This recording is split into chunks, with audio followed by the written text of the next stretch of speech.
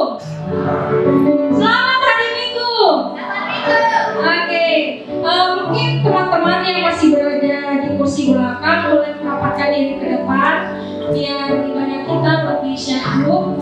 Yang di sebelah kiri boleh maju ke depan, yang bagian belakang diisi dong kursinya. Bagian kanan juga bagi masih ada yang kosong-kosong boleh diisi biar lebih rapat.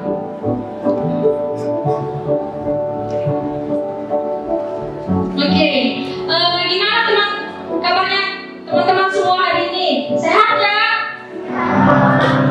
Oke, mungkin sebelum kita memulai ibadah kita, aku mau bikin jargon dulu nih. Kalau misalnya aku tanya apa kabar semua, teman-teman bisa jawab. Luar biasa, yes, yes, yes. Bisa ya? Oke, apa kabar semuanya? Luar biasa, yes, yes, yes. Oke.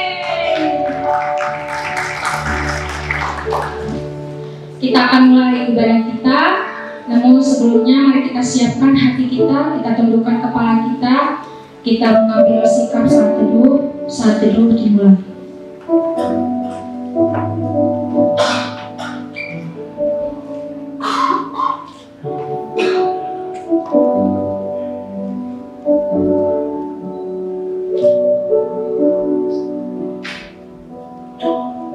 Saat teduh selesai. Mari kita siapkan hati kita mau memuji dan menyembah Tuhan dari hati kita puji Tuhan dengan menaikkan pujian kita, Here I Am to Worship.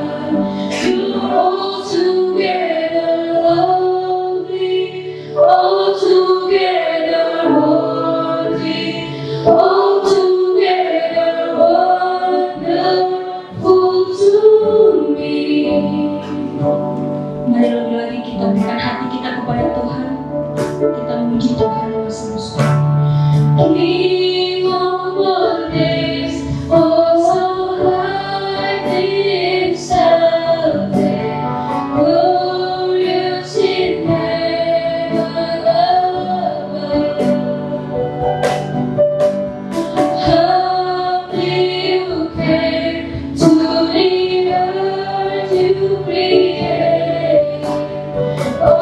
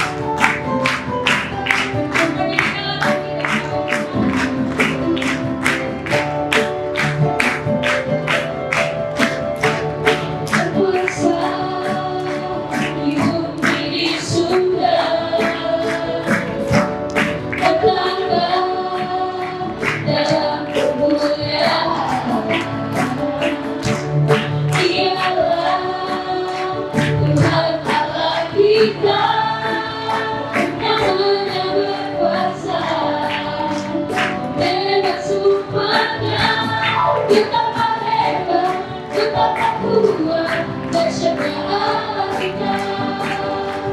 Dia berjaya atas semua perbuatannya.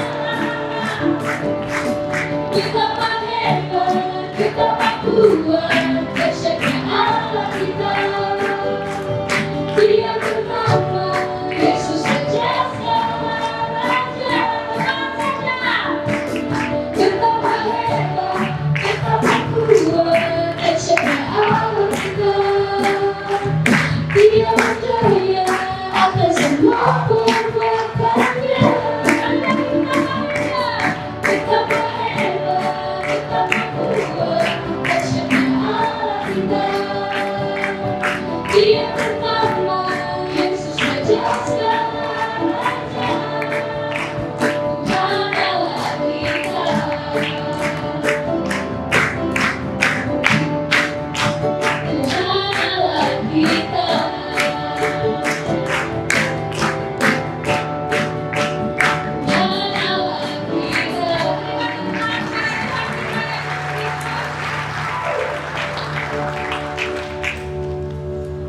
Oke, kita mau lebih lagi tetap berdiri, kita berikan pujian kita kepada Tuhan.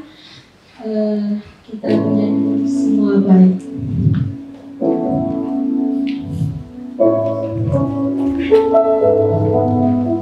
Kita hayati kata setiap kata yang terkandung dalam lagu ini.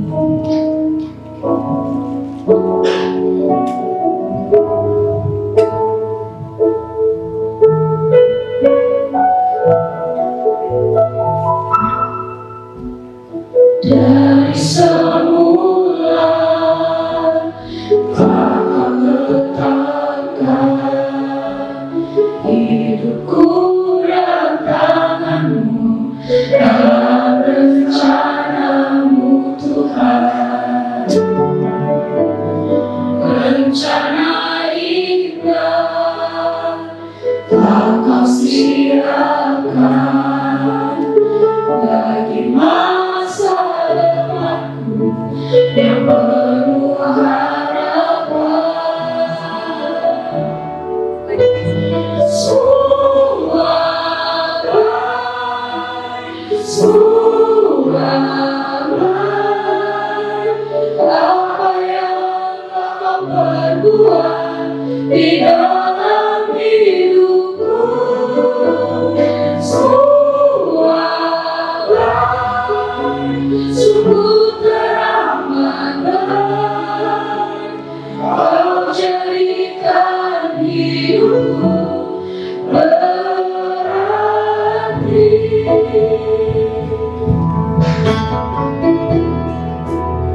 Mulai menyanyikan dari semula akan berkata seluruh hidupku dalam dalam rencana-Mu Tuhan. Rencana indah telah Kau sediakan bagi masa depanku yang penuh harapan. Semua baik, semua baik. Apa yang Kau perbuat di dalam hidupku, semua baik, sungguh teramat baik. Kau jadikan hidupku berarti.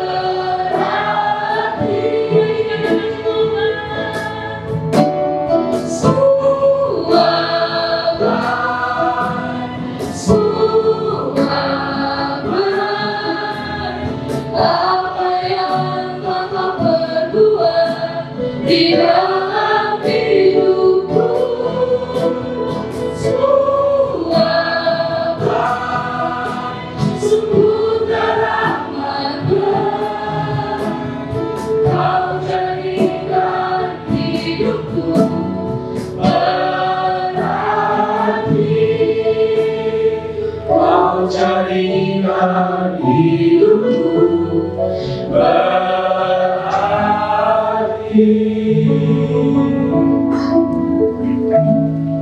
Ibadah ini berlangsung di dalam nama Allah Bapa, nama anaknya Yesus Kristus, dan nama Roh Kudus yang menciptakan langit dan bumi.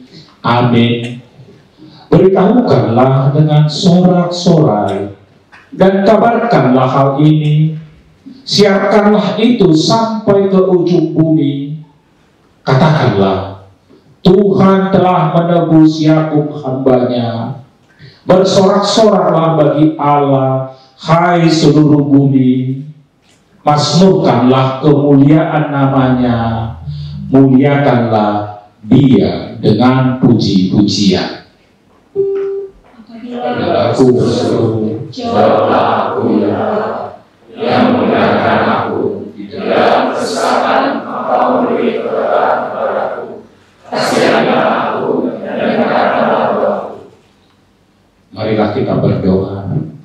Ya Tuhan Allah Bapa yang Maha Kuasa, hanya karena kasih-Mu kami sekarang dapat berkumpul dan berdoa kepadamu. Dalam firman-Mu Engkau berjanji bahwa di mana ada 2-3 orang berkumpul dalam nama-Mu, di situ Engkau ada di tengah-tengah mereka. Ya Tuhan, genapilah janji-Mu. Dengarkanlah doa permohonan kami ini. Berilah kami hidup yang layak dan pengetahuan akan kebenaran-Mu, serta pengharapan akan hidup yang layak. Di dalam nama anak-Mu, Yesus Kristus Tuhan kami. Amin. Jemaat dipersilakan untuk duduk kembali.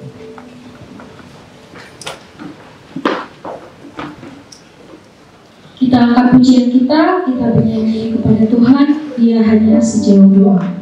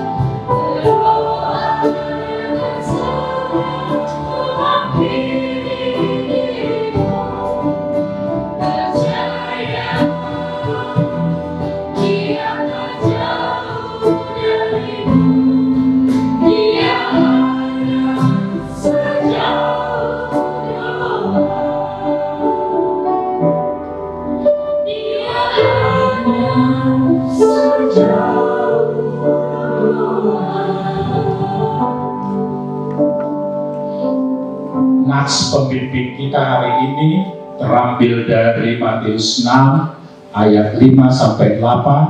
Kita baca secara responsoria. Ayat 8 kita baca sama-sama. Saya mulai dari ayat 5. Dan apabila kamu berdoa, janganlah berdoa seperti orang munafik. Mereka suka mengucapkan doanya dengan berdiri dalam rumah-rumah ibadah dan pada tikungan-tikungan jalan raya, supaya mereka dilihat orang.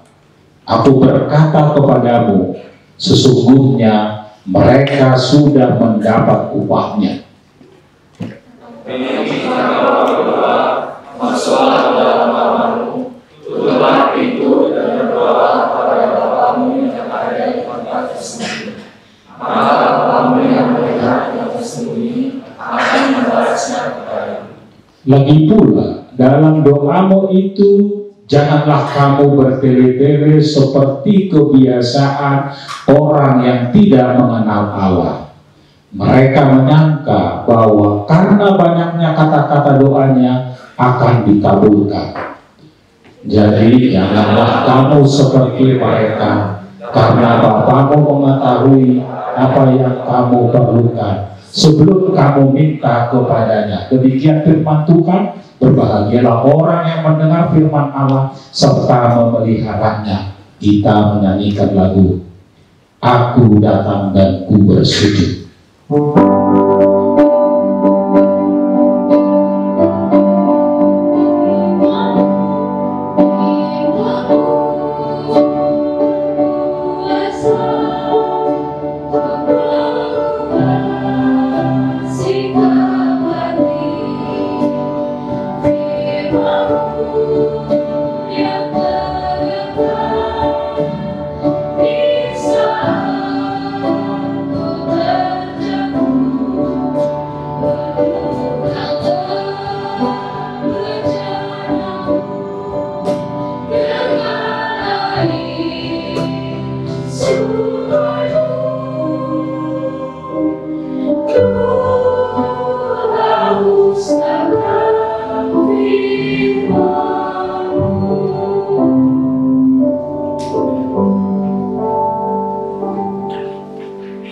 Kita memuji Tuhan, kita bernyanyi seperti yang Kau ingini.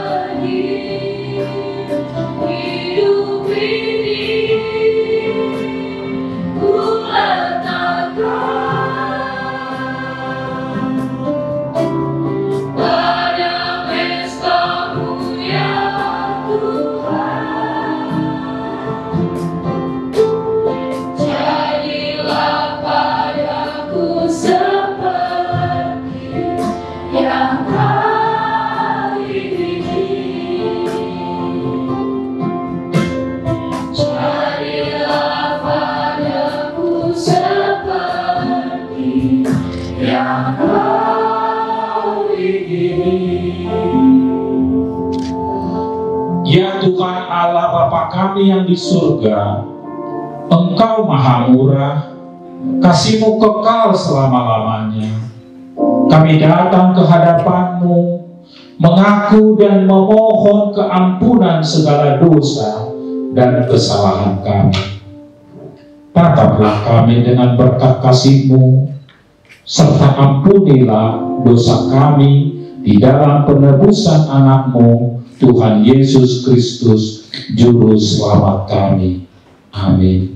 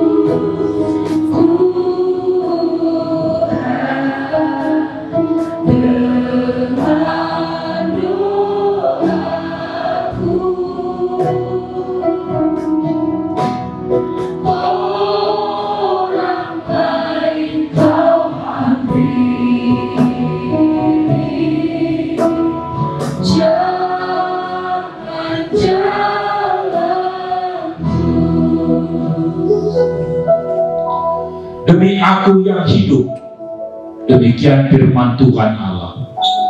Aku tidak berkenan kepada kematian orang fasik, melainkan Aku berkenan kepada pertobatan orang fasik itu dari kelakuannya, supaya ia hidup. Amin. Saudara-saudara, marilah kita bangkit berdiri dan mengucapkan pengakuan iman kita sebagaimana diungkapkan oleh saudara seiman kita di seluruh dunia. Kita mengucapkannya.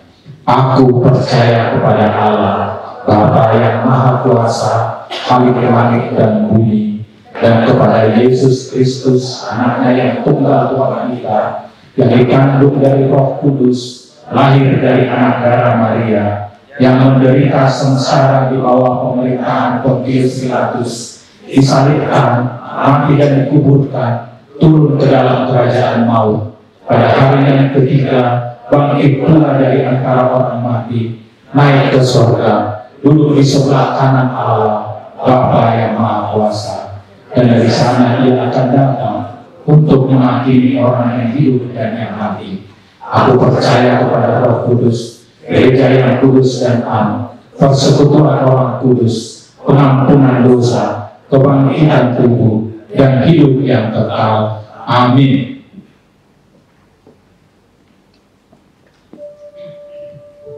Jemaat diundang untuk duduk kembali.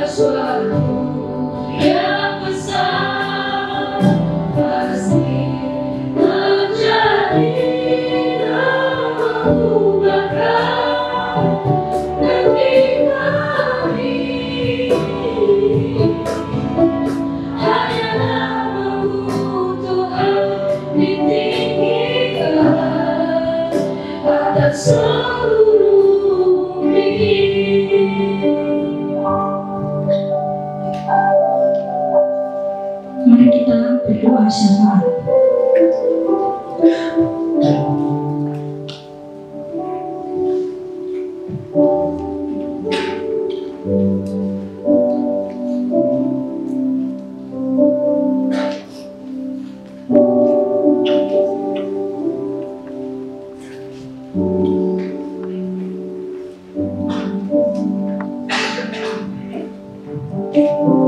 Para jemaat yang hadir di sini, mari kita menyatukan hati kita, mari kita berdoa syafaat. Bapa yang Maha Kudus, kami datang ke hadirat-Mu dengan hati yang penuh syukur atas segala kebaikan dan kasih yang Engkau limpahkan dalam hidup kami. Kami percaya bahwa Engkau selalu mendengar setiap doa dan permohonan kami. Dan dengan kerendahan hati kami ingin menyerahkan pokok-pokok doa kami. Tuhan, kami berdoa untuk bangsa dan negara kami. Kiranya hasil dari segala yang sudah dilakukan oleh pemerintah kami dan pemilihan pemimpin bangsa ini dapat bekerja dengan bijaksana demi kebaikan seluruh rakyat kami. Kami memohon agar Engkau memberikan hikmah dan kebijaksanaan kepada setiap pemimpin yang Engkau tetapkan di negara kami. Berikan mereka hati yang tulus untuk melayani rakyat dengan adil dan penuh kasih. Kami juga berdoa untuk setiap pemimpin ibadah dan pelayan altar yang sudah melayani di sini. Berkatilah mereka dengan hati yang penuh pengabdian dan kesetiaan, sehingga pelayanan mereka dapat membawa banyak jiwa lebih dekat padamu. Kami juga menyerahkan kampus Telkom University ini ke dalam tangan-Mu. Berkatilah setiap aktivitas akademik dan non-akademik di dalamnya, agar dapat berjalan dengan baik dan menjadi tempat yang penuh berkat bagi setiap mahasiswa dan mahasiswi.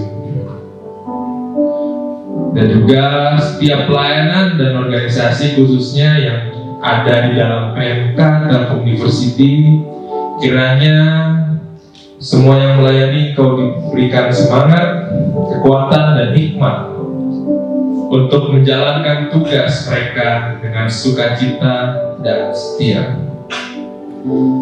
Tuhan, kami juga berdoa bagi seluruh mahasiswa-mahasiswi di kampus ini. Berikan mereka hikmat dalam menimba ilmu dan kuatkan mereka dalam setiap tantangan yang dihadapi. Kiranya mereka dapat menjadi generasi yang membawa perubahan positif bagi bangsa dan dunia ini.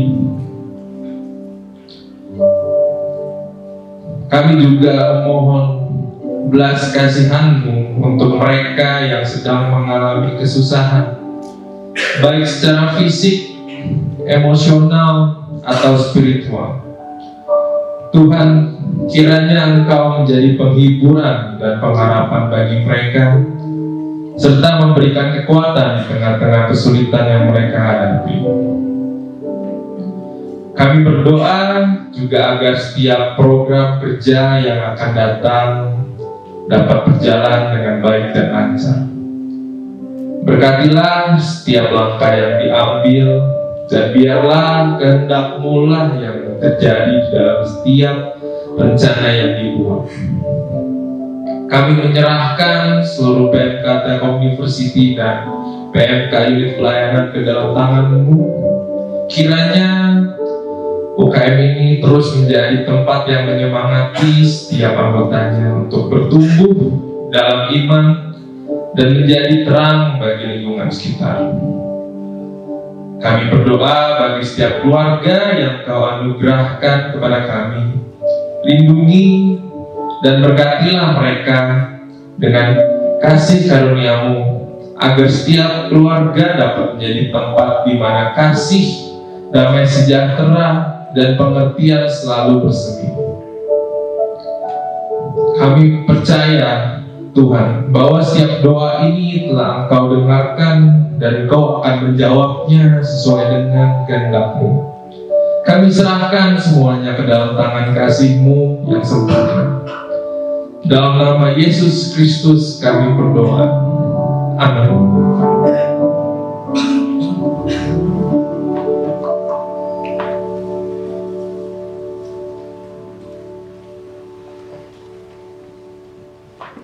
Sebelum kita mendengarkan firman Tuhan, mari kita persiapkan hati dan pikiran kita. Kita mau menyembah Tuhan. Kita nyanyikan lagu Doa Mengubah Segala Sesuatu.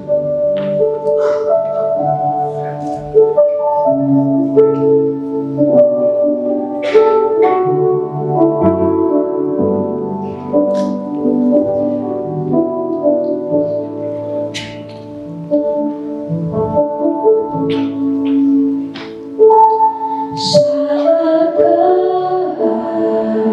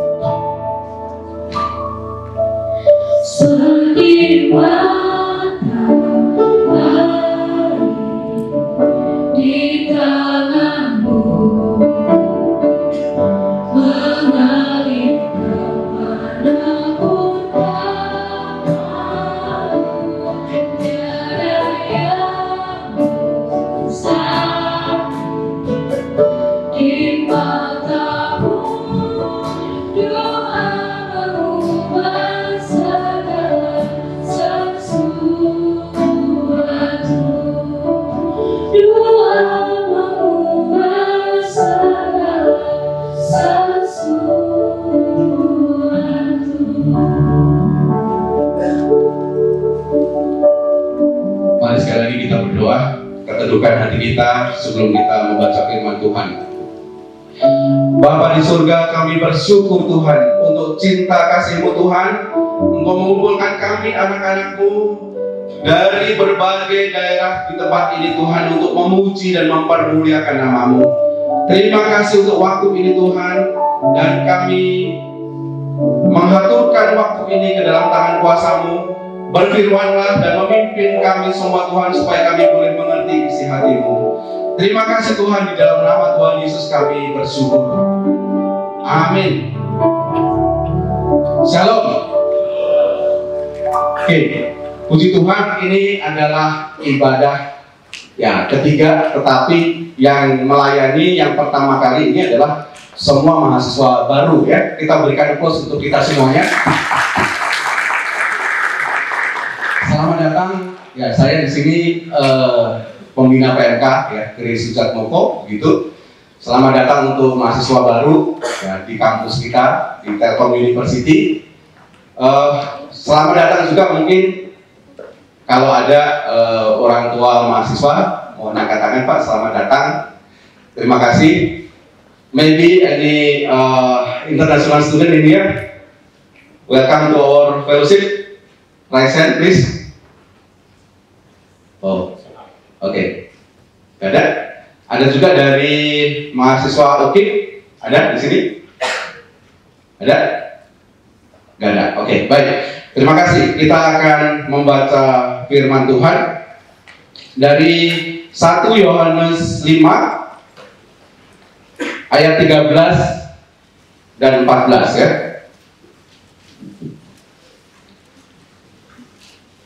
Saya membaca ayat yang ke-13.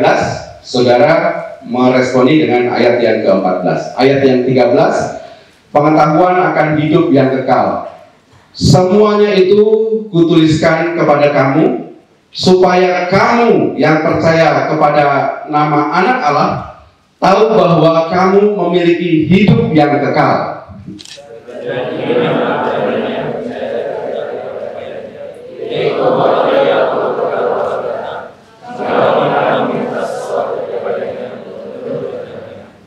Amin. Saudara, adik-adik ya. Jadi ini bukan ibadah yang biasa-biasa saja ya. Jadi sebelumnya, sebelum angkatan kalian ada di sini, ya sebelum angkatan 2024, tidak pernah ada kebaktian minggu di Telkom University. Saya menyaksikan itu. Saya mahasiswa, kalau dulu saya STT Telkom gitu ya. Tahun 1994, kalian pasti belum lahir ya. Saya lulus 1999, ya. Anda juga belum lahir. Artinya saya sudah lahir, gitu ya. Saya sudah lulus, kalian belum lahir ya. Dan Bapak Gaspar Hasuduman Manurung ini adalah dosen saya, gitu ya. Jadi kalau kalian memanggil saya Pak, gitu ya, ini Bapak saya nih. Kalian akan memanggil apa? Opung gitu ya, Opung Queen gitu ya, ya Pak ya. Enggak lah, ini bukan di kampung ya, ini di kampus ya. Jadi tetap aja manggil Pak. Jadi ini adalah peristiwa yang luar biasa. Kenapa? Karena kami waktu ini pertama kali kampus ini dibangun tahun 1994 ya. Mulai berdiri saya pertama kali datang ke sini ya. Jadi sebelumnya 1991 itu kampusnya nggak ada di sini. Nah, pada saat itu kami bersekutu, terus lingkungan ini adalah mungkin belum seramai sekarang ya. Ini adalah kampus yang mewah ya. Artinya mepet sawah. Sebelah kiri sawah, kanan sawah, belakang sawah, semuanya sawah. Dan ini dulu sangat sepi ya. Kalau orang dulu mengatakan ini adalah tempat jin buang anak gitu ya. Kebayang ya sepinya ya. Jadi di sana itu sering banjir begitu ya, dan ya kita jauh dari gereja. Sehingga apa? Sehingga kita ini bersekutu di PMK merindukan ada satu tempat. Kok bisa ya saudara-saudara kita punya masjid gitu ya, kita nggak punya tempat beribadah, lalu kita berdoa gitu ya. Jadi apa yang terjadi saat ini itu adalah hasil dari doa-doa mungkin saja abang-abang kalian ya, kakak-kakak kalian. Kalau 1994 sekarang udah 30 tahun gitu ya. Jadi ini adalah suatu peristiwa ketika Tuhan menjawab doa, dan itu doanya mungkin dinaikkan 30 tahun yang lalu. Puji Tuhan. Katakan ke kanan kiri ya, puji Tuhan. Gitu ya. Puji Tuhan. Gitu. Jadi ini adalah peristiwa yang luar biasa. Dan kami, saya dan pembina PLK juga Pak Jaspar ya, kita tidak tahu kita ini diberi fasilitas sampai kapan. Bisa jadi, saya nggak tahu, kita tidak ada yang menjamin ya Pak ya, kita mau sampai kapan gitu ya. Kalau nanti ada kampus, ini ada perjanjian di kita ya, Pak, nanti kalau ini ruangan ini dipakai kampus, kita harus pindah gitu ya. Dan bisa jadi tidak ada kepastian. Ya, kira-kira seperti itu. Nah, adik-adik sekalian yang dikasihi Tuhan, tema kita adalah tentang doa ya. Doa, DOA. Ya, seringkali kita mendengar akronim ini disingkat sebagai D-nya adalah didengar, O-nya adalah oleh, A-nya adalah Allah, gitu ya. Jadi doa itu adalah didengar oleh Allah. Nah, bagaimana cara kita berdoa? Tadi di pembacaan responsoria kita, bacaan bertanggapan kita, ada dua hal yang jangan kamu lakukan dan satu hal yang harus kamu lakukan. Kira-kira apa tadi? Yang pertama, kalau kamu berdoa, jangan seperti orang munafik. Ya, dikatakan seperti itu ya. Bagaimana orang munafik itu berdoa? Dia berdoa supaya kelihatan rohani, gitu ya, supaya kelihatan spiritualnya bagus, begitu ya. Tapi tujuannya bukan untuk itu. Tujuannya apa? Tujuannya adalah supaya mendapat keuntungan, gitu ya. Keuntungan dihormati. Nah, saudara, seringkali kita juga berdoa itu seperti orang munafik. Kenapa? Karena kita hanya berdoa pada saat kita hanya mau mencari keuntungan dari Tuhan. Benar nggak? Kita hanya ingin memanfaatkan Tuhan supaya mengabulkan semua keinginan-keinginan kita. Benar nggak? Kapan kita datang kepada Tuhan? Pada saat kita terdesak, gitu kan ya? Saudara, ada dua anak saya di sini, satu lagi di luar kota, begitu ya. Udah semester 3 juga, begitu ya. Seringkali jarang menelpon, gitu ya. Saya bahkan telepon seringkali nggak pernah diangkat, gitu ya. Pak, sibuk Pak. Kalau malam-malam udah miss call berapa kali, baru bisa nyambung, begitu ya. Sibuk, gitu ya. Oh, gitu ya, sibuk ya. Kamu kayak CEO dunia ini, saya bilang begitu. Nah, saudara, tapi pada satu saat pasti dia nelpon. Pada saat apa? Pada saat minta transfer, gitu ya. Pak, laptop saya rusak, gitu ya. Ya terus, gitu ya. Gimana ini Pak? Ya udah, gitu ya, ditransfer, gitu ya. Ada yang dikasihi Tuhan, sebenarnya orang tua ya sama seperti kalau tadi Allah itu adalah Bapak kita, begitu ya. Itu adalah suatu kerinduan untuk kita itu bisa berdialog, ya, berkomunikasi, menjalin relasi, gitu ya. Nggak hanya datang itu pada saat butuh, gitu ya. Bayangkan kalau kalian punya teman, ya, datangnya pada saat butuh, menyebalkan nggak orang yang seperti itu ya? Menyebelin, gitu ya. Ya, jadi ada yang pertama, jangan lakukan itu. Ya. Jangan lakukan itu berdoa kepada Tuhan hanya untuk memanfaatkan Tuhan, hanya untuk mendapatkan keuntungan dari Tuhan, hanya untuk supaya kita ini dipuaskan ya keinginan kita. Ya, Tuhan menjadi pesuruh kita. Tidak seperti itu. Ya, adik-adik. Jadi jangan seperti orang munafik. Munafik di sini lebih tepatnya itu adalah hipokrit, gitu ya. Hipokrit itu apa? Hipokrit itu ya segala sesuatu ingin mendapat keuntungan, ya, menarik keuntungan, gitu ya. Jangan lakukan itu. Yang kedua, kalau kamu berdoa, masuklah ke dalam kamarmu, begitu ya, di tempat yang tersembunyi. Bapakmu akan membalas ya di tempat yang tersembunyi. Nah, mungkin kalau bayangan kita, kalau di rumah kita kamarnya kan banyak, begitu ya. Kalau Anda ke rumah, katakanlah rumah adat di mana di Danau Toba di sana, gitu ya, di Samosir, gitu ya, daerah Siborong-borong, gitu ya. Saya dapat marga Silaban ya. Ada yang marga Silaban di sini? Nah, saya sering mungkin udah 5 kali pulang kampung ya di Silaban sana, gitu ya. Jadi rumah zaman dulu ya itu nggak banyak kamar, kamarnya hanya satu. Nah, kamar yang hanya satu itu dipakai untuk apa? Dipakai untuk menyimpan benda-benda berharga. Ya, mungkin juga itu yang terjadi juga ya kalau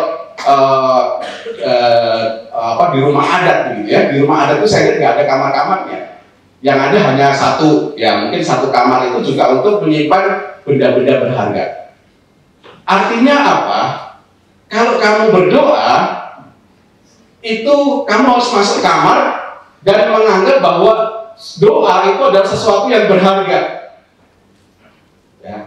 Jadi doa itu adalah sesuatu yang apa? Berharga.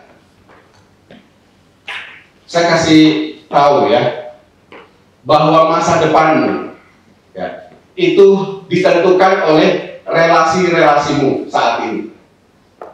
Ya, sebagai contoh misalnya ya, kalau kamu anak presiden, kamu bisa jadi wakil presiden, gitu ya, benar nggak? Gitu.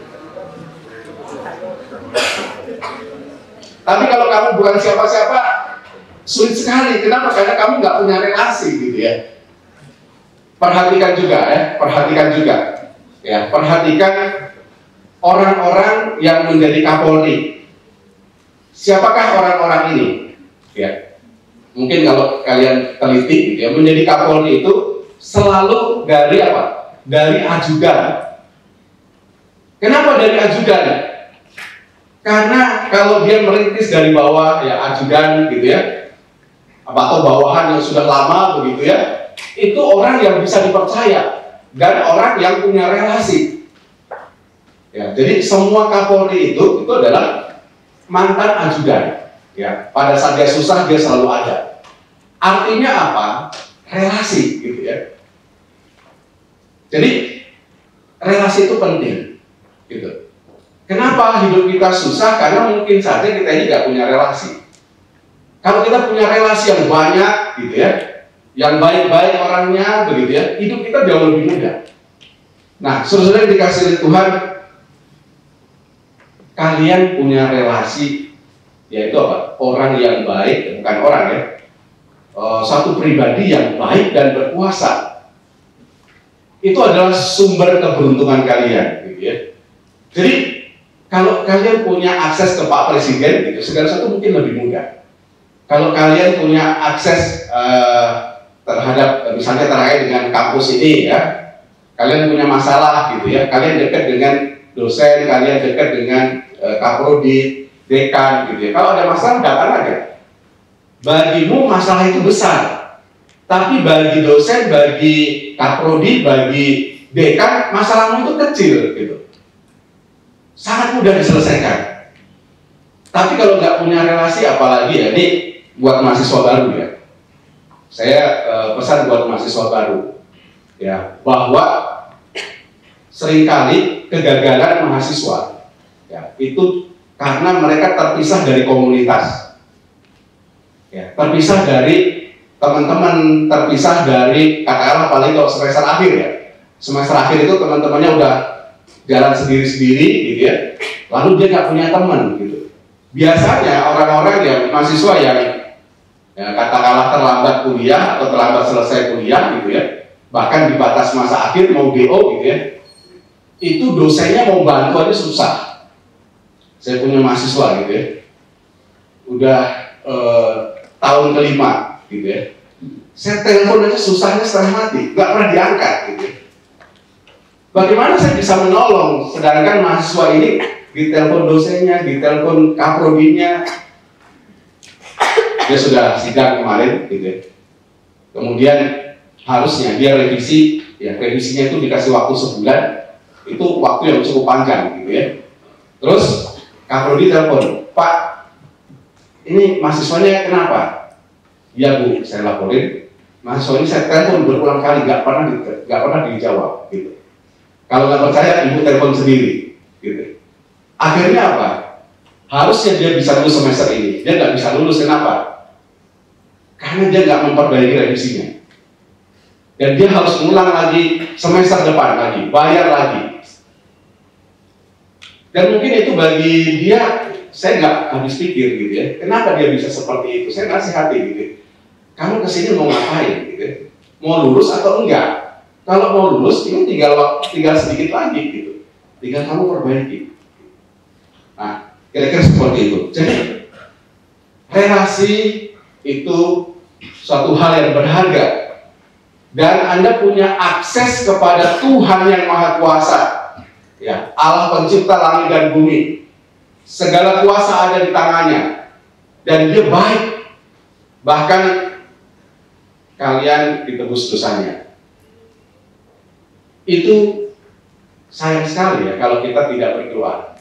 Sayang sekali kalau kita tidak memanfaatkan sebuah relasi yang sangat berharga ini, gitu ya. Maka masuklah ke dalam kamarmu, tutuplah pintu. Artinya doa relasi dengan Tuhan itu sesuatu yang berharga. Ya, hidup kalian sangat ditentukan oleh doa-doa kalian. Mungkin nggak hanya doa-doa kalian, doa-doa orang tua kalian, doa-doa mungkin generasi-generasi sebelumnya yang mendoakan kalian, gitu ya. Itu adalah impact dari doa. Sama seperti kita berada di sini. Ini 30 tahun orang berdoa supaya ini terjadi. Dan kalian menikmatinya. Nah, berikutnya, ketika kamu berdoa, jangan seperti orang yang tidak mengenal Allah. Ya, orang yang tidak mengenal Allah itu doanya, ya karena tidak mengenal ya, dia anggap bahwa Allah itu seperti dirinya, gitu ya. Kalau ada anak kecil yang meronta-ronta, ya, apa itu istilahnya, tantrum gitu ya, apa ya, tantrum ya, tantrum gitu ya, tantrum gitu ya, menggelepar-gelepar gitu, kabulkan doa saya gitu. Lalu kita sebagai orang tua baru mengabulkan doa. Enggak seperti itu. Tuhan kita itu adalah Bapa yang baik. Ya, kita coba lihat bagaimana orang yang tidak mengenal Allah itu berdoa ya. Ini sebenarnya merefer kepada 1 Raja-Raja 18. Saya bacakan untuk kita. 1 Raja-Raja 18. Ini kisah tentang Elia menghadapi nabi-nabi palsu. Jadi pada saat itu diperhadapkan pada nabi-nabi palsu. Elia diminta untuk membuktikan ya. Elia lawan 450 nabi-nabi palsu. Siapakah yang didengar oleh Tuhan? Kira-kira seperti itu. Nah, ketika tantangannya adalah ada korban disembelih gitu ya. Lalu kalau doa itu dijawab atau Allah itu hadir, ada api yang membakar korban itu. Nah, nabi-nabi Baal itu disuruh berdoa. Ada 450 orang nabi Baal, mereka berdoa. Saya bacakan 1 Raja-Raja 18 ayat mulai ayat ke-26 ya. Mereka mengambil lembu yang diberikan kepada mereka, mengolahnya dan memanggil nama Baal, dan dari pagi sampai tengah hari katanya, "Ya Baal, jawablah kami." Tetapi tidak ada suara, tidak ada yang menjawab. Sementara itu mereka berjingkat-jingkat di sekeliling mezbah yang dibuat mereka itu. Pada waktu tengah hari, Elia mulai mengejek mereka, katanya, "Panggillah lebih keras." Ya, bayangkan dari pagi mau manggil-manggil nama Baal, lalu Elia mengejek ya. "Panggillah lebih keras," katanya. Bukankah dia Allah? Mungkin dia merenung, mungkin ada urusannya, mungkin ia bepergian, barangkali ia tidur dan belum terjaga. Nah, ini ejekan buat Allah palsu gitu ya. Kamu berteriak terus gitu ya. Nah, ini yang disindir di doa yang tadi di Matius 6 tadi ya. Kalau kamu berdoa jangan seperti orang yang tidak mengenal Allah begitu ya. Yang tantrum gitu ya. Yang berulang-ulang menganggap kalau kita berulang-ulang itu akan dijawab oleh Allah gitu. Nah, Makanya habis itu Tuhan Yesus memberikan contoh ya, contoh kalau kita berdoa. Bagaimana contoh kalau kita berdoa? Karena itu berdoalah demikian ya. Jika engkau mengenal Allah, artinya kita tahu Allah. Ya, Allah Bapa kita itu ada di surga. Allah itu Bapa kita, gitu ya. Allah itu Bapa kita, gitu ya.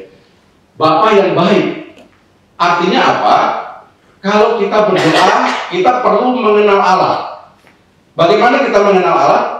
Ya, perlu firman Tuhan. Di kisah perjanjian lama, bagaimana orang Israel itu tahu bahwa mereka disertai oleh Allah?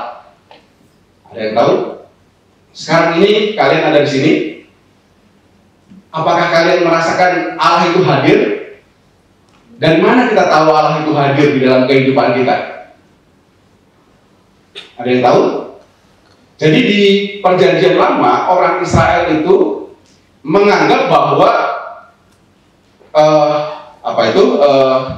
tabut perjanjian, ya, tabut perjanjian itu adalah simbol kehadiran Allah.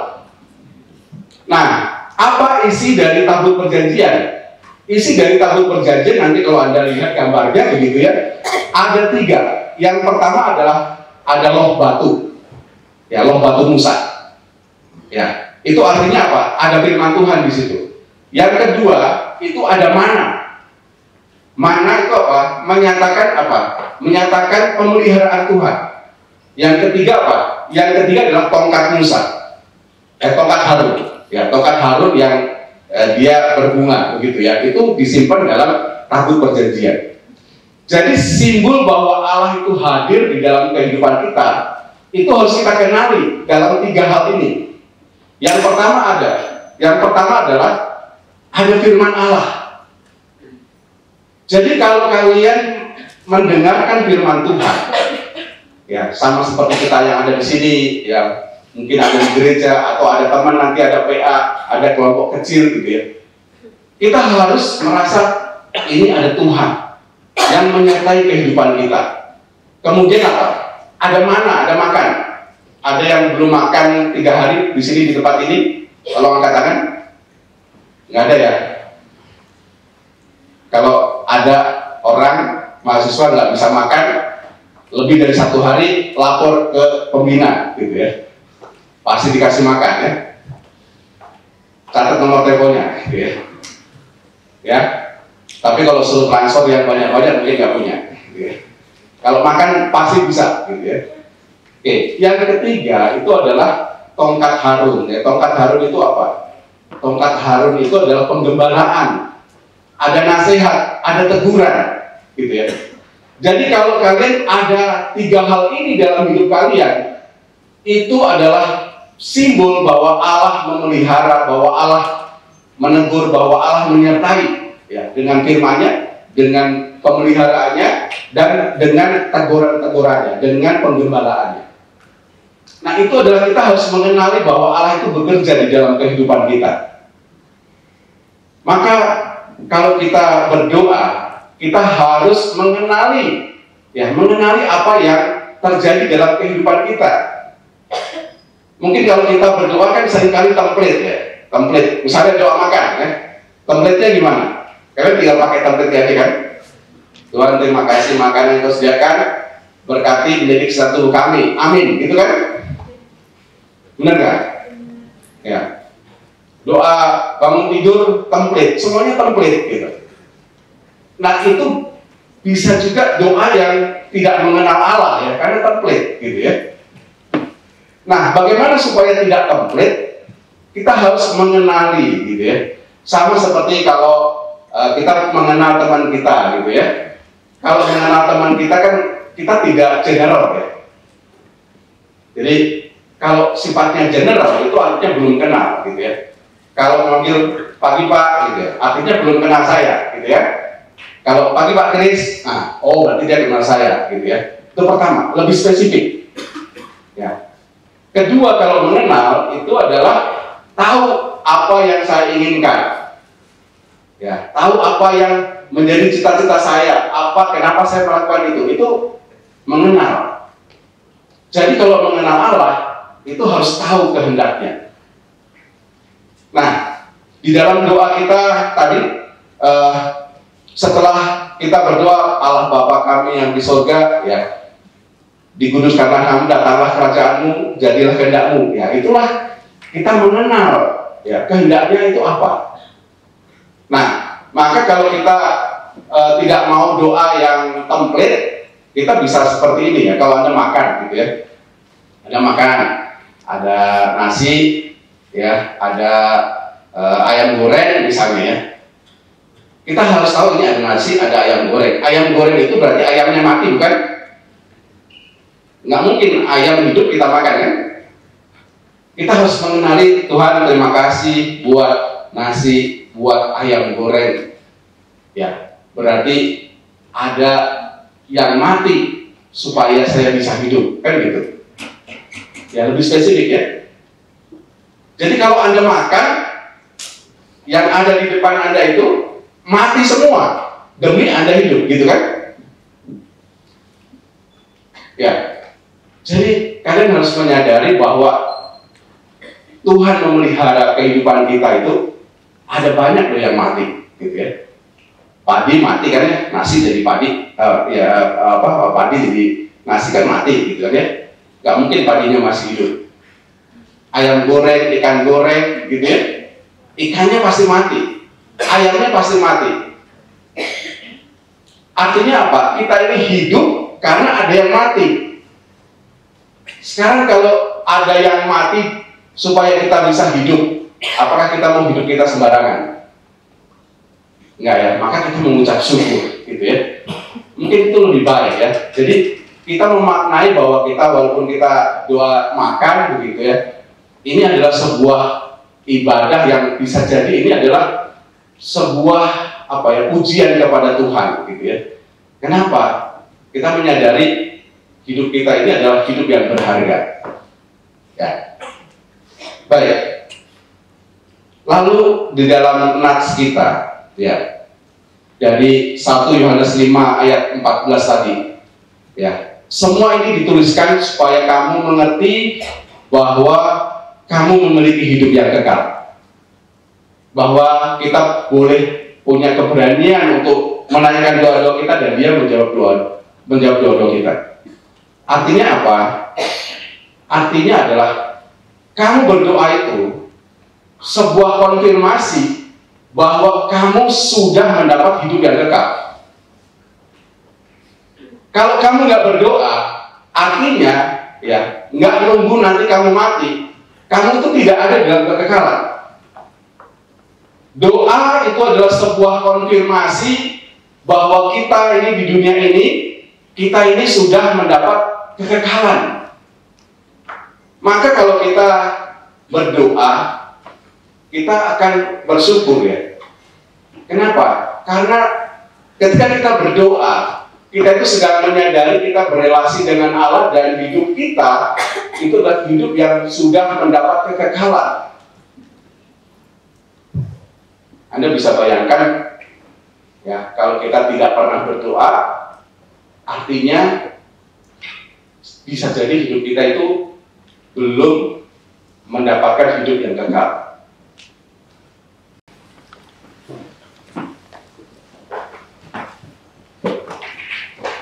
Terima kasih Tuhan untuk kebaikan-Mu, karena Engkau sudah berfirman kepada kami, menyatakan isi hati-Mu. Tuhan, biarlah hidup kami ini boleh hidup yang selalu berelasi dengan Engkau. Karena Engkau begitu baik menyediakan diri-Mu untuk kami boleh didengar ungkapan isi hati kami.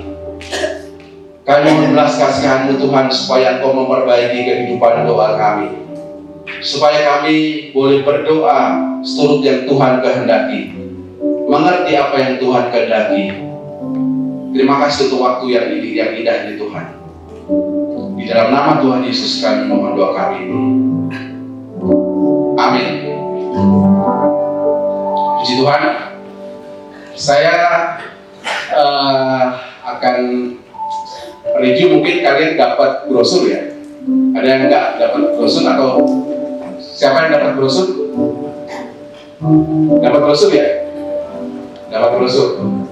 Oke, jadi di Bandung itu ada konser, ya konser edukasi, dan itu sayang ya kalau kalian melewatkan ya. Coba ada video klip yang bisa ditampilkan.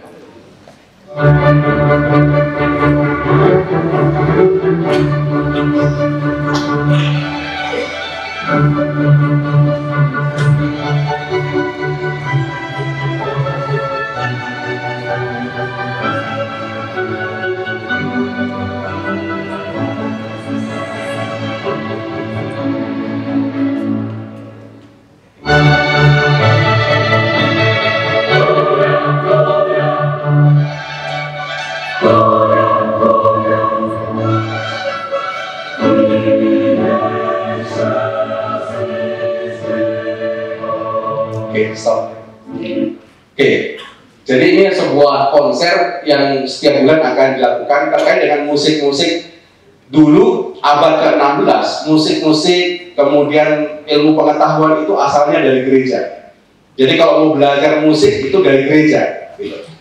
Nah, kita belajar musik-musik klasik. Saya sampai usia 17 tahun nggak pernah lihat namanya piano, gitu ya. Nggak pernah lihat secara fisik, gitu ya. Tapi saya mau belajar. Kenapa? Karena salah satu anugerah Tuhan itu adalah keindahan.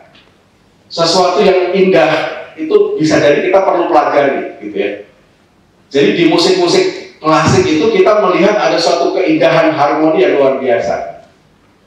Nah, di Bandung, ya ini ada konser yang diadakan setiap bulan bisa jadi ya, yang terkait dengan musik-musik klasik ya di era abad pertengahan ya, kira-kira abad 16, abad 17 begitu ya.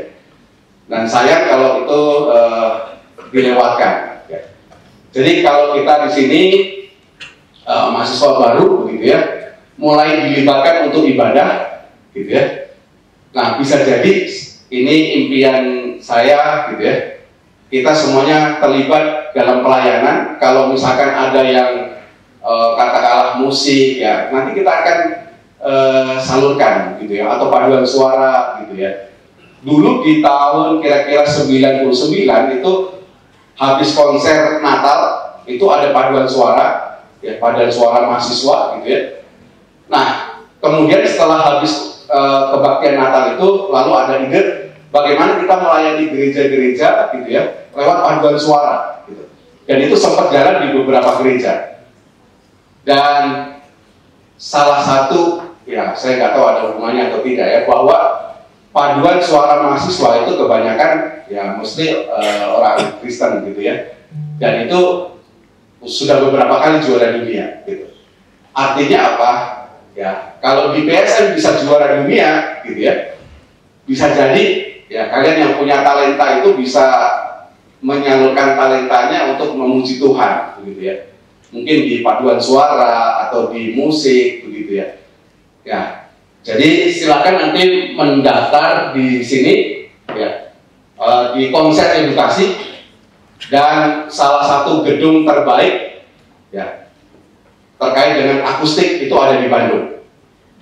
Nah, jadi kalau kalian ingin merasakan suatu gedung yang kedap suara itu kira-kira nomor 5 ya di dunia ini. Ada di Bandung. Saya kalau kalian nggak merasakan seperti itu. Oke, terima kasih, puji Tuhan. Selamat pagi. Tepuk tangan dulu untuk kita. Luar biasa. Saya punya mimpi bagaimana saya yakin 600-an setiap tahun ini khususnya ada mahasiswa baru Kristen yang sampai 2 hari kita harus sambut waktu itu. Dan saya percaya mereka diberi Tuhan bertalenta, punya mimpi tadi bagaimana kalau di sini besok diiringi oleh biola tadi dengan musik klasik, mungkin sudah ada ya, kita tepuk tangan. Saya yakin ada orang-orang yang di sini yang sudah dari tempatnya membawa biola. Kita mulai dulu dengan biola ya, musik gesek tadi 2-3 orang, 5 orang nanti akan balas. Luar biasa. Kita puji Tuhan. Siapa yang punya biola coba angkat tangan dulu. Yang punya, biola tidak bawa. punya aja kita, ya. Nanti kita coba meriahkan ya, tentang ini. Sebagai informasi, ini dari Pak Kris, saya jadi teringat, saya sedih mengingat teman saya. Pak Kris ngomong begini, dulu ibadah seperti ini diminta oleh teman saya, Pak Nelson Pasaribu. Dia selaku wakil rektor 2 untuk ada seperti ini. Itu Pak ya, Bapak ngomong ke saya, ya di awal tahun ini kami ketemu, dia meminta saya sebagai pembina menggantikan Alpi Sitorus.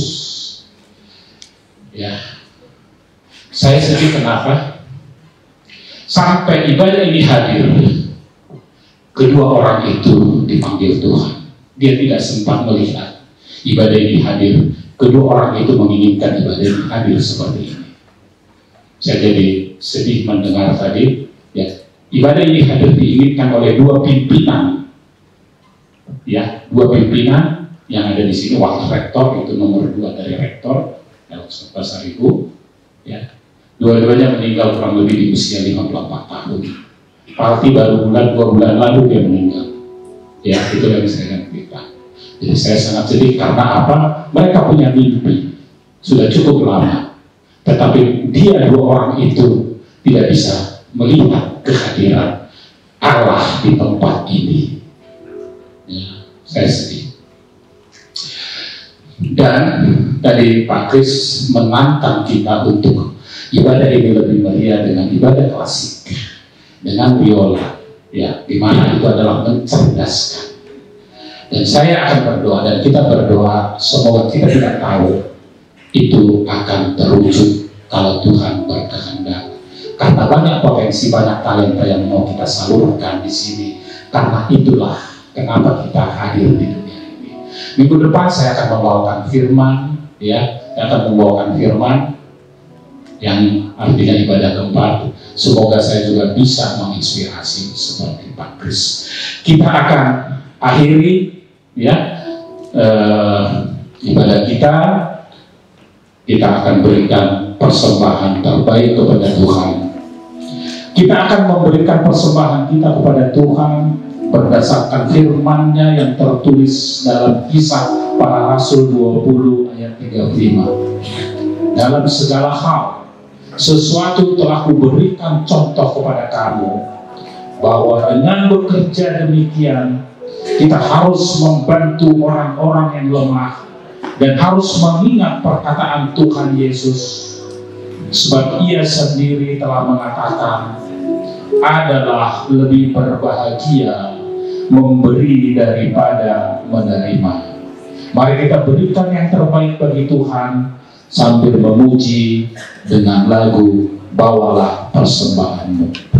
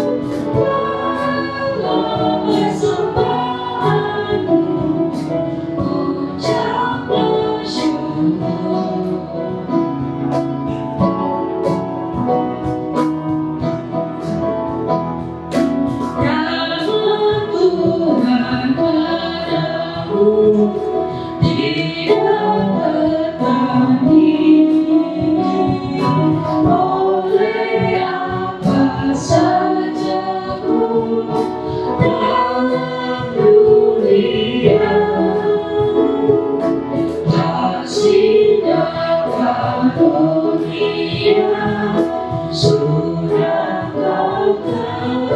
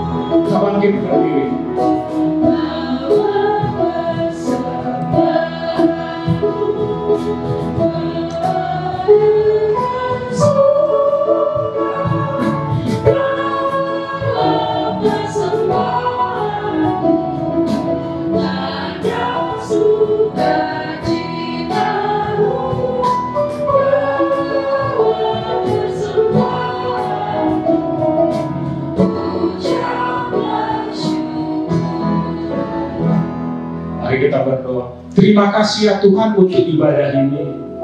Terima kasih ya Tuhan untuk persembahan yang kami kumpulkan. Biarlah kerajaan-Mu, di mana 2-3 orang berkumpul memuji menyembah-Mu, semakin dimuliakan. Inilah sukacita kami, ucap syukur kami. Terima kasih ya Tuhan. Dalam Kristus Yesus Tuhan kami, marilah kita sama-sama mengucapkan doa Bapa kami. Bapa kami yang di surga, dikuduskanlah nama-Mu, datanglah kerajaan-Mu, jadilah kehendak-Mu di bumi seperti di surga. Berikanlah kami pada hari ini makanan kami yang secukupnya, dan ampunilah kami kesalahan kami, seperti kami juga mengampuni orang yang bersalah kepada kami.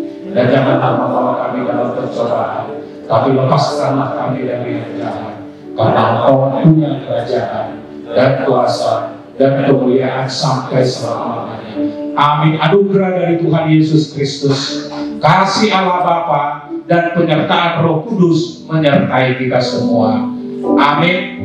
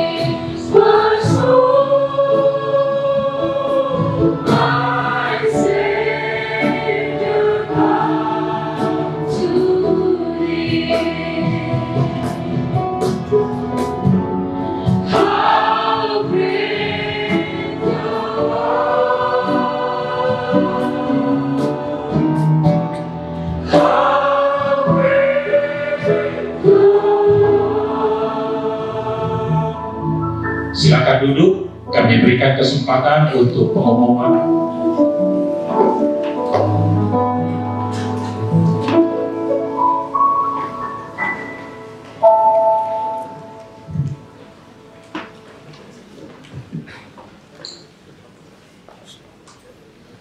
Shalom teman-teman. Ya, aku izin memperkenalkan diri. Shalom, nama aku Sela Rani Semiring, biasa dipanggil Selai kalau di sini ya. Aku dari jurusan S1 Desain Komunikasi Visual angkatan 2021 dan puji Tuhan, aku berdiri di sini akan memberikan kalian pengumuman dan juga sekaligus selaku Ketua PMK Telkom University untuk tahun ini ya teman-teman. Jadi sebelum aku memberikan pengumuman, ada baiknya kita sounding sih. Untuk teman-teman di sini, apakah semuanya mengambil matkul agama? Yang tidak mengambil matkul agama boleh angkat tangan. Ini yang enggak ambil matkul agama. Wah, luar biasa. Yang ambil matkul agama? Luar biasa. Pengurus PMK? Luar biasa. Oke. Berarti teman-teman di sini udah pada tahu unit pelayanannya belum? Kakak jangan gitu Kak. Udah tahu belum? Ya udah. Jadi aku izin mengingatkan kembali di PMK Telkom University terdiri dari berapa unit pelayanan? Ya 4. Aku baru aja gini sih tadi. Ya 4 unit pelayanan, yaitu ada PMK tes yang terdiri dari FRI, FIF dan juga apa Bang? FE ya. Lalu ada PMK TAS yang terdiri dari FIT, PMK EBK. Sebelumnya namanya EBK, namun karena sekarang sudah ada fakultas baru ya, FKS. Jadi PMK EBK sekarang sudah resmi menjadi EBKAS gitu ya. EBKS gitu. EBK, ya EBKAS gitu. Terus ada juga, PMK EBK ini terdiri dari FKS dan juga FEB, betul? Betul nggak Kak? Ya betul. Lalu FIK ya terdiri dari PMK FIK dari Fakultas Investigatif. Jadi di sini aku mau ajak teman-teman yang dari PMK tes, mana suaranya? Oke. Dari PMK TAS. Yakin kan? PMK TAS? Oh ya, emang dikit nih. Kalau PMK EBKAS? PMK FIK? Ayo kita bikin PMK FIK. Oke. Sip. Jadi teman-teman udah, ya semoga sudah mulai makin dekat ya memahami unit pelayanan ini sendiri. Sekarang aku mau mengucapkan terima kasih kepada teman-teman yang sudah menyempatkan waktunya untuk hadir. Tidak terkurang, tidak tertambah juga ya untuk Pak Jaspar, Pak Kris selaku pembina PMK Telkom University. Terima kasih atas kesempatan pelayanannya. Dan di sini aku mau menyebutkan nama-nama teman-teman yang sudah mau melayani kita baik sebagai plotter, usher, kolektor, dan juga multimedia.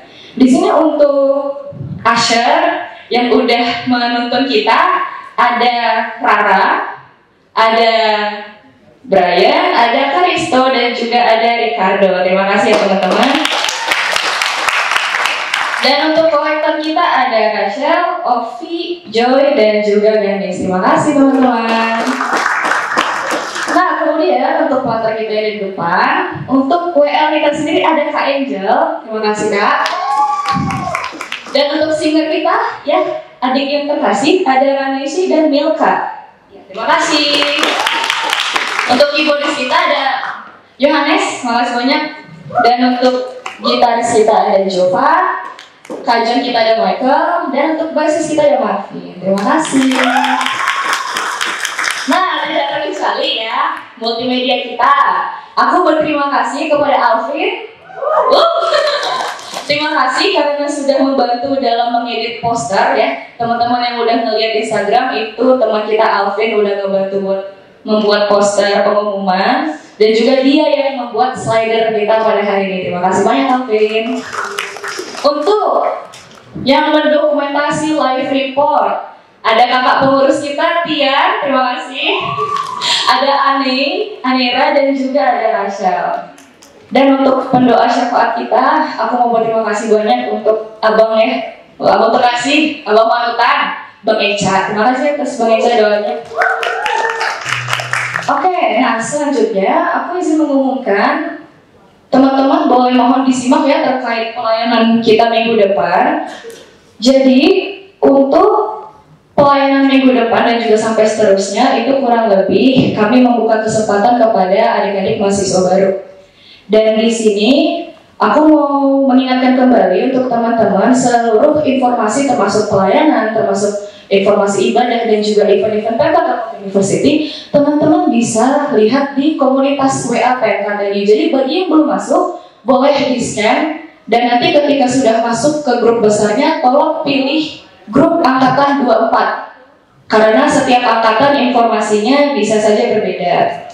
Lalu selain itu, terkait pelayanan kembali, teman-teman akan dikirim form pendaftaran pelayanan. Jadi, ya, teman-teman bisa scan juga. Dan nanti di dalam form itu akan ada opsi teman-teman mau memilih sebagai usher, kolektor, pelatar, dan juga multimedia. Dan nanti di opsi pelatar itu juga terdiri dari WL, singer, dan pemusik. Dan untuk musiknya kurang lebih yang teman-teman bisa lihat di sini. Dan apabila teman-teman ada juga bakat dalam bidang musik lain, boleh dibawa untuk musiknya sendiri, contohnya seperti biola, saksofon, dan juga lain sebagainya. Lalu untuk multimedia sendiri juga kami membuka opsi untuk slider, kameramen, dan juga soundman yang akan membantu di bagian belakang multimedia. Nah, sedikit tambahan informasi tentang form. Jadi teman-teman di sini hanya bisa memilih satu gitu dalam satu kali pendaftaran. Jadi misalnya teman-teman tertarik nih sebagai usher tapi juga tertarik sebagai WL. Teman-teman diharuskan untuk mengisi ulang kembali formnya ya. Jadi formnya satu respons dan nantinya juga akan di-reset kembali begitu.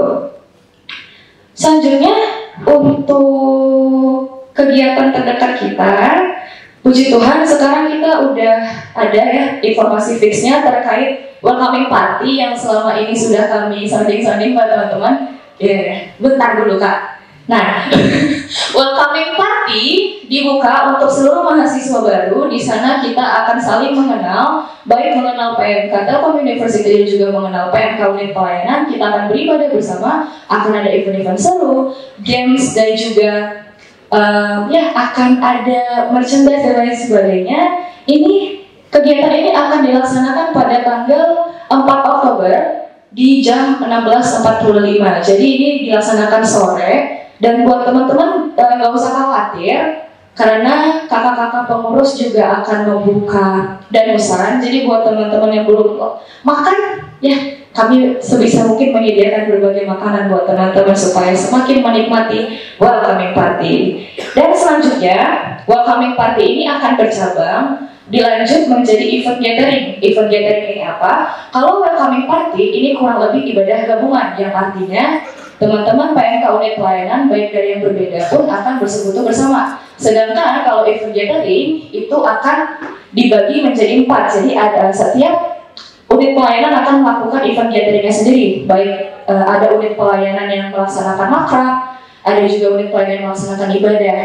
Jadi teman-teman, aku ingatkan kembali, tolong di follow Instagram PMK Unit Pelayanannya. Kalau untuk PMK Tes, ya namanya PMK Tes. PMK Tas itu PMK_Tas. Kalau PMK FIK juga sama, PMK FIK digabung, dan PMK BK juga sama digabung. Jadi untuk informasi terkait ibadah-ibadah unit pelayanan yang di luar dari informasi dan penyampaian di komunitas WA PMK TLU, itu akan disampaikan di Instagram PMK Unit Pelayanan dan juga PMK Unit Pelayanan punya grupnya tersendiri. Jadi aku ingatkan kembali, jangan lupa masuk komunitas. Di sana seluruh informasi terkait event dan juga kepanitiaan, bahkan pendaftaran dan lain sebagainya akan diumumkan. Sekian dari aku, terima kasih atas waktunya. Wassalamualaikum warahmatullahi wabarakatuh.